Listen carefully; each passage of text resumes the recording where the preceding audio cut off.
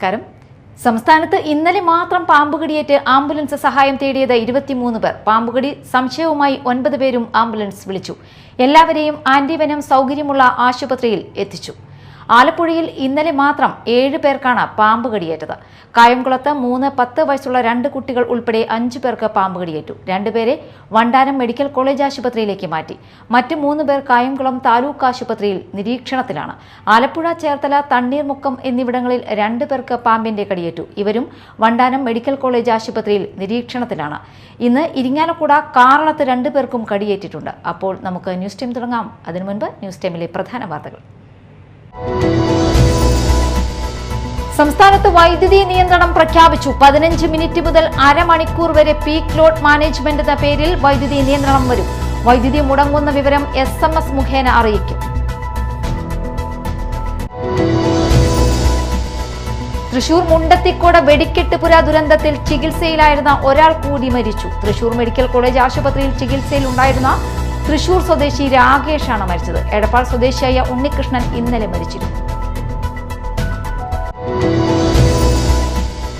പുത്തുഞ്ഞിറ കോവിലകത്തുകുന്നിൽ പാടത്തിനു സമീപമുള്ള ചാലിൽ നിന്ന് 130 കിലോ കഞ്ചാവ് ഉപേക്ഷിക്കപ്പെട്ട നിലയിൽ എക്സൈസ് സംഘം കണ്ടെത്തി. അന്താരാഷ്ട്ര മാർക്കറ്റിൽ ഏകദേശം 50 ലക്ഷം രൂപ വില വരുന്ന കഞ്ചാവാണ് ഉപേക്ഷിച്ച നിലയിൽ കണ്ടെത്തിയത്. വിശദമായ വാർത്തകളിലേക്ക് പോകാം. സംസ്ഥാനത്ത് വൈദ്യുതി നിയന്ത്രണം പ്രഖ്യാപിച്ചു. 15 മിനിറ്റ് മുതൽ അരമണിക്കൂർ വരെ പീക്ക് ലോഡ് മാനേജ്മെന്റ് എന്ന പേരിൽ വൈദ്യുതി നിയന്ത്രണം വരും. വൈദ്യുതി മുടങ്ങുന്ന വിവരം SMS മുഖേന അറിയിക്കും. വൈദ്യുതി പ്രതിസന്ധി തരണം ചെയ്യാൻ ചേർന്ന KSEBയുടെ കോർ കമ്മിറ്റി യോഗത്തിലാണ് തീരുമാനം. പവർ എക്സ്ചേഞ്ചിൽ നിന്ന് 250 മെഗാവാട്ട് വൈദ്യുതി വാങ്ങാൻ റെഗുലേറ്ററി കമ്മീഷൻ അനുമതി നൽകിയിരുന്നു. ഇതിന്റെ പശ്ചാത്തലത്തിലാണ് യോഗം ചേർന്നത്. യൂണിറ്റിന് പരമാവധി 10 രൂപയ്ക്ക് ഡേ ഹെഡ് കണ്ടിജൻസി മാർക്കറ്റിൽ നിന്ന് ഹ്രസ്വകാല കരാർ വഴി വാങ്ങാനാണ് അനുമതി നൽകിയത്. തൃശൂർ മുണ്ടത്തിക്കോട് വെടിക്കെട്ടുപുര ദുരന്തത്തിൽ ചികിത്സയിലായിരുന്ന ഒരാൾ കൂടി മരിച്ചു. മെഡിക്കൽ കോളേജ് ആശുപത്രിയിൽ ചികിത്സയിലുണ്ടായിരുന്ന തൃശൂർ സ്വദേശി രാകേഷാണ് മരിച്ചത്. എടപ്പാൾ സ്വദേശിയായ ഉണ്ണികൃഷ്ണൻ ഇന്നലെ മരിച്ചിരുന്നു. ഇതോടെ വെടിക്കെട്ട് ദുരന്തത്തിൽ മരിച്ചവരുടെ എണ്ണം 17 ആയി. തൃശൂർ മെഡിക്കൽ കോളേജ് ആശുപത്രിയിൽ ചികിത്സയിലുണ്ടായിരുന്ന തൃശൂർ സ്വദേശി രാകേഷാണ് മരിച്ചത്. രാകേഷിന് 85% പൊള്ളലേറ്റിരുന്നു. ഇതോടെ വെടിക്കെട്ട് ദുരന്തത്തിൽ മരിച്ചവരുടെ എണ്ണം 17 ആയി. എടപ്പാൾ സ്വദേശിയായ ഉണ്ണികൃഷ്ണൻ ഇന്നലെ മരിച്ചിരുന്നു. വെടിക്കെട്ട് അപകടത്തിൽ ഗുരുതരമായി പരിക്കേറ്റ് ചികിത്സയിലായിരുന്ന തിരുവമ്പാടിയുടെ വെടിക്കെട്ട് കരാറുകാരൻ മുണ്ടത്തിക്കോട് സതീശനും കഴിഞ്ഞ ദിവസം മരണത്തിന് കീഴടങ്ങിയിരുന്നു.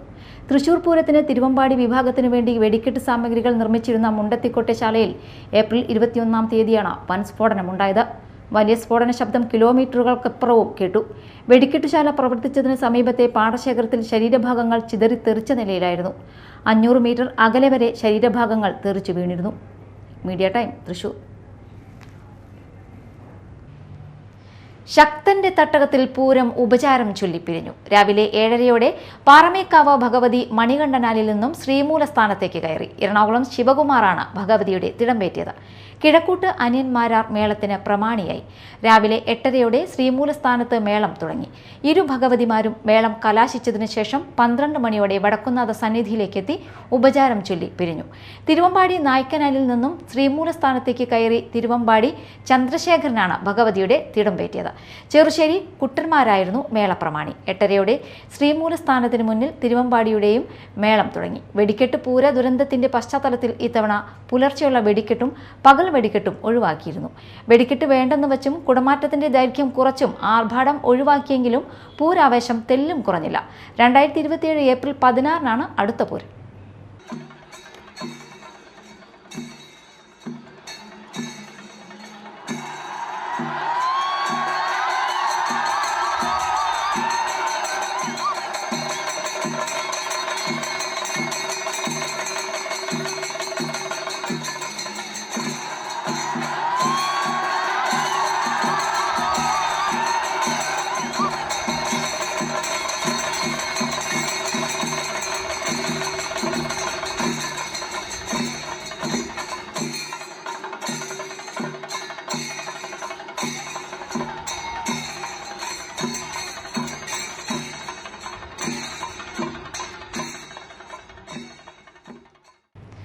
പുത്തഞ്ചിറ കോവിലകത്ത് കുന്നിൽ പാടത്തിന് സമീപമുള്ള ചാലിൽ നിന്ന് 130 കിലോ കഞ്ചാവ് ഉപേക്ഷിക്കപ്പെട്ട നിലയിൽ എക്സൈസ് സംഘം കണ്ടെത്തി.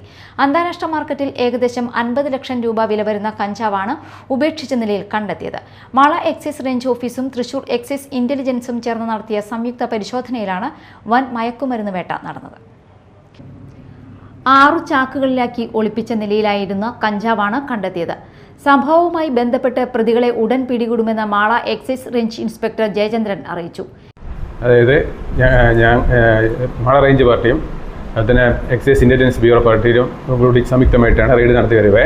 ഒരു ഇൻഫർമേഷൻ കിട്ടിയതനുസരിച്ച് ഈ തോട്ടിൽ കുറേ ചാക്കിട്ട് ഉപേക്ഷിക്കപ്പെട്ട നില കണ്ടെത്തിയായിട്ട് പറഞ്ഞു. അതിനനുസരിച്ച് ഞങ്ങളവിടെ പോയി സംഭവ സ്ഥലത്ത് പരിശോധിച്ചപ്പോൾ 6 ചാക്കുകളിലെ 130 കിലോയോളം കഞ്ചാവ് കണ്ടെത്തി. ഇത് നേരത്തെ കൂടി ഇവിടെ ട്രാൻസ്പോർട്ട് ചെയ്യാൻ വേണ്ടി കൊണ്ടുവന്നിരിക്കുകയായിരുന്നു. പക്ഷേ എക്സൈസിൻ്റെ എല്ലാ ശക്തമായ ഇടപെടൽ കാരണം ഇത് അവർക്ക് എടുക്കാൻ പറ്റാത്തൊരു സാഹചര്യം ഉണ്ടായിരിക്കുന്നത്. അതുതന്നെയാണ് ഞങ്ങളിപ്പോൾ പിടികൂടിയിരിക്കുന്നത്. പ്രതികളെക്കുറിച്ച് ഞങ്ങൾ വിശദമായി അന്വേഷിക്കുന്നുണ്ട്. ഉടൻ തന്നെ ഞങ്ങൾ പിടികൂടുന്നതായിരിക്കും. ഇൻസ്പെക്ടർ സി ജയചന്ദ്രന്റെ നേതൃത്വത്തിൽ assistant inspector grade Binoy PB, intelligence bureau assistant inspector grade PV Benny, assistant inspector grade Devadas CK, prevent officer grade Jeevesh MP, civil excise officer Muhammad Rizwan എന്നിവർ ഉൾപ്പെട്ട സംഘമാണ് കഞ്ചാവ് കണ്ടെത്തിയത്. സംഭവത്തിൽ കൂടുതൽ അന്വേഷണം പുരോഗമിക്കുകയാണെന്ന് എക്സൈസ് അധികൃതർ അറിയിച്ചു. ഇലക്ഷൻ സമയത്ത് എക്സൈസിന്റെ കർശന പരിശോധന ഉണ്ടായതിനാൽ കഞ്ചാവ് വിൽപ്പന നടത്താൻ പ്രതികൾക്ക് സാധിക്കാത്ത സാഹചര്യത്തിലാണ് ഇത് ഒളിപ്പിച്ചിരുന്നതെന്നാണ് ഉദ്യോഗസ്ഥരുടെ നിഗമനം. Media time Mala. സംസ്ഥാനത്ത് ആദ്യമായി എയർ ആംബുലൻസ് വഴി ഹൃദയം എത്തിച്ച് ശസ്ത്രക്രിയയ്ക്ക് വിധേയനായ മാത്യു അച്ചാടൻ അന്തരിച്ചു. ശാരീരിക അസ്വസ്ഥതകളെ തുടർന്ന് ചികിത്സയിൽ കഴിയുന്നതിനിടെയാണ് അന്ത്യം സംഭവിച്ചത്. ഓട്ടോ ഡ്രൈവറും ചുമട്ട് തൊഴിലാളിയുമായിരുന്ന മാത്യുവിന് 47-ാം വയസ്സിലാണ് ഹൃദയം മാറ്റിവയ്ക്കൽ ശസ്ത്രക്രിയ നടത്തിയത്. ചാലക്കുടിക്കടുത്ത് പരിയാരം സ്വദേശിയായ മാത്യുവിന് 2015 ജൂലൈ 24-ലാണ് ഹൃദയം മാറ്റിവയ്ക്കൽ ശസ്ത്രക്രിയ നടത്തിയത്. അന്ന് ഹൃദയം എത്തിച്ചത് നാവികസേനയുടെ ഹെലികോപ്റ്ററിലായിരുന്നു.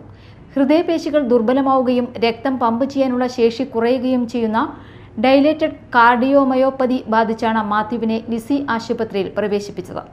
ആഴ്ചകളോളം നീണ്ട പരിശോധനകൾക്കും ചികിത്സയ്ക്കും ശേഷം അവസ്ഥ മാറ്റമില്ലാതെ തുടർന്നതോടെ ഹൃദയം മാറ്റിവയ്ക്കൽ മാത്രമാണ് ഏക പോംവഴിയെന്ന് വ്യക്തമായി. തുടർന്ന് അദ്ദേഹത്തെ കേരള നെറ്റ്വർക്ക് ഫോർ ഓർഗൻ ഷെയറിംഗിന്റെ വെയിറ്റിംഗ് ലിസ്റ്റിൽ ഉൾപ്പെടുത്തി. ഇതിനിടെ തിരുവനന്തപുരത്ത് മസ്തിഷ്കാഘാതം മൂലം മരണം സംഭവിച്ച നീലകണ്ഠ ശർമ്മയുടെ ഹൃദയം മാത്യുവിന് അനുയോജ്യമാണെന്ന് കണ്ടെത്തിയിരുന്നു. എന്നാൽ ഹൃദയം തിരുവനന്തപുരത്ത് നിന്ന് എറണാകുളത്ത് എത്തിക്കുക എന്നതായിരുന്നു വലിയ വെല്ലുവിളി. തുടർന്ന് നാവികസേനയുടെ സഹായം തേടുകയായിരുന്നു. Media time Chalakudy. കേന്ദ്ര സർക്കാർ കൊണ്ടുവന്ന വനിതാ സംവരണ ബില്ലിനെ പിന്തുണയ്ക്കാതിരുന്ന ഇന്ത്യ മുന്നണിക്കെതിരെ യുവമോർച്ച തൃശൂർ സൗത്ത് ജില്ലാ കമ്മിറ്റിയുടെ നേതൃത്വത്തിൽ ചാലക്കുടിയിൽ പ്രതിഷേധം സംഘടിപ്പിച്ചു. ചാലക്കുടി സൗത്തിൽ നിന്ന് ആരംഭിച്ച പ്രകടനം ചാലക്കുടി നോർത്തിൽ സമാപിച്ചു. തുടർന്ന് പ്രതിഷേധക്കാർ MP ബെന്നി ബെഹനാന്റെ കോലം കത്തിച്ചു. BJP സംസ്ഥാന സമിതി അംഗം അഡ്വക്കേറ്റ് സുധീർ ബേബി ഉദ്ഘാടനം ചെയ്തു. യുവമോർച്ച തൃശൂർ സൗത്ത് ജില്ലാ പ്രസിഡന്റ് KM ലാൽ അധ്യക്ഷത വഹിച്ചു. BJP ജില്ലാ ജനറൽ സെക്രട്ടറി KP ജോർജ്, ജില്ലാ വൈസ് പ്രസിഡന്റ് KS സുരേഷ്, ജില്ലാ സെക്രട്ടറി അജീഷ് പൈക്കാട്ട്, മണ്ഡലം പ്രസിഡന്റുമാരായ പ്രജിത്ത് അനീഷ്, യുവമോർച്ച ജില്ലാ വൈസ് പ്രസിഡന്റുമാരായ ആശിഷ ടി രാജ്, ജിനു ഗിരിജൻ, വിഷ്ണു പുഷ്പഗിരി, മഹിളാ മോർച്ച ജില്ലാ ജനറൽ സെക്രട്ടറി സജിനി സന്തോഷ്, ന്യൂനപക്ഷ മോർച്ച ജില്ലാ ജനറൽ സെക്രട്ടറി ബ്ലസ്സർ, മഹിളാ മോർച്ച മണ്ഡലം പ്രസിഡന്റ് ശിവകന്യ, അഖിൽ എന്നിവർ സംസാരിച്ചു. ഇപ്പോൾ നടക്കുന്ന സെൻസസ് വന്ന് അതനുസരിച്ച് മണ്ഡലം പുനഃക്രമീകരിച്ചു കഴിഞ്ഞാൽ സെക്കൻഡ് സംസ്ഥാനങ്ങളുടെ ലോക്സഭയിലും മറ്റും അസംബ്ലിയിലെയും മറ്റും അംഗസംഖ്യ കുറയും. നമുക്കറിയാം ഈ തമിഴ്നാട്ടിലെയും കേരളത്തിലെയും മറ്റ് തെലങ്കാന പോലെയുള്ള തെക്കേന്ത്യൻ സംസ്ഥാനങ്ങളിൽ പോപ്പുലേഷൻ കുറഞ്ഞിരിക്കുകയാണ്. അതേസമയത്ത് UP-യിലും വടക്കേന്ത്യൻ സംസ്ഥാനങ്ങളിൽ പോപ്പുലേഷൻ വളരെയധികം കൂടിയിട്ടുണ്ട്. അപ്പോൾ ഇപ്പോൾ നടക്കുന്ന സെൻസസ് പ്രകാരം ഒരു ഡീലിമിറ്റേഷൻ നടത്തി കഴിഞ്ഞാൽ ഇപ്പോൾ നമ്മുടെ കേരളത്തിലൊക്കെ ലോക്സഭാ സീറ്റ് 20-ൽ നിന്ന് ചിലപ്പോൾ 10 വരെ കുറയും. അതേപോലെ തമിഴ്നാട്ടിലെ എല്ലാ തെക്കൻ സംസ്ഥാനങ്ങളിലെയും സീറ്റുകൾ കുറയും. പ്രധാന വാർത്തകൾ ഒരിക്കൽ കൂടി. സംസ്ഥാനത്ത് വൈദ്യുതി നിയന്ത്രണം പ്രഖ്യാപിച്ചു. 15 മിനിറ്റ് മുതൽ അരമണിക്കൂർ വരെ പീക്ക് ലോഡ് മാനേജ്മെന്റ് എന്ന പേരിൽ വൈദ്യുതി നിയന്ത്രണം വരും. വൈദ്യുതി മുടങ്ങുന്ന വിവരം SMS മുഖേന അറിയിക്കും.